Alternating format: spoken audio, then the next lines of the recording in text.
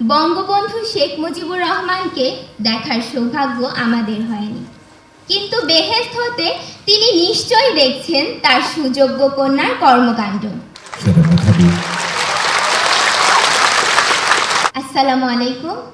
জাতির পিতার কন্যা মাননীয় প্রধানমন্ত্রী, আমি Nusrat Jahan Maliha, Hazaribagh girls school and কলেজের ৮ম শ্রেণীর শিক্ষার্থী। আমার বাবা একজন দিনমজুর, 2 মেয়েকে নিয়ে আমার বাবা মায়ের নিত্য অভাবের সংসার।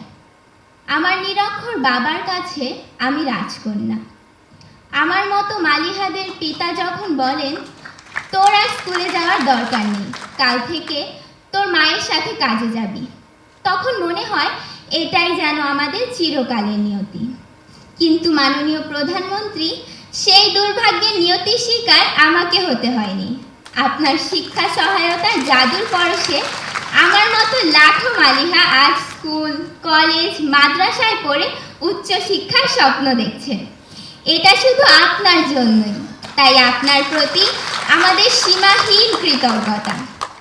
মাননীয় প্রধানমন্ত্রী, বছরের প্রথম দিনে এক সেট নতুন বই হাতে পাওয়ার কি যে আনন্দ তা আমি বলে বোঝাতে পারবো না। নতুন বইয়ের ঘ্রাণ নেওয়ার সুযোগ আপনি আমাদেরকে করে দিয়েছেন। মাননীয় প্রধানমন্ত্রী, সর্বকালের সর্বশ্রেষ্ঠ বাঙালি, স্বাধীনতার মহান স্থপতি, বাংলাদেশের জাতির পিতা বঙ্গবন্ধু শেখ মুজিবুর রহমানকে দেখার সৌভাগ্য আমাদের হয়নি, কিন্তু বেহেশত হতে তিনি নিশ্চয়ই দেখছেন তার সুযোগ্য কন্যার কর্মকাণ্ড। দুঃখী মানুষের মুখে হাসি ফুটিয়ে কিভাবে তিনি সর্বক্ষেত্রে বাংলাদেশকে এগিয়ে নিয়ে যাচ্ছেন। মাননীয় প্রধানমন্ত্রী, একটি স্বনির্ভর দেশ গড়তে শিক্ষা যে কতটা গুরুত্বপূর্ণ, জাতির পিতার পর কেবল আপনিই তা সবচেয়ে ভালোভাবে অনুধাবন করতে পেরেছেন। আর সেজন্যই দরিদ্র মেধাবী শিক্ষার্থীদের ঝরে পড়া বন্ধ করতে আপনি চালু করেছেন এই উপবৃত্তি। তাই আপনার প্রতি কৃতজ্ঞতা জানাতে আমাদের প্রিয় শিক্ষক আক্তার স্যারের কবিতার কয়েকটি লাইন বলতে চাই।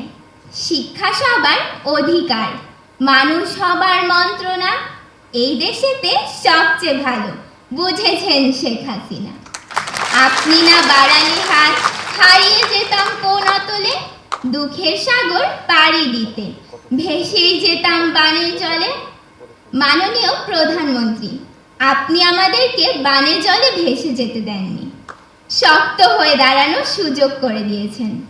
মাননীয় প্রধানমন্ত্রী, এত কাছ থেকে আপনাকে দেখার আনন্দ আমি ভাষায় প্রকাশ করতে পারছি না।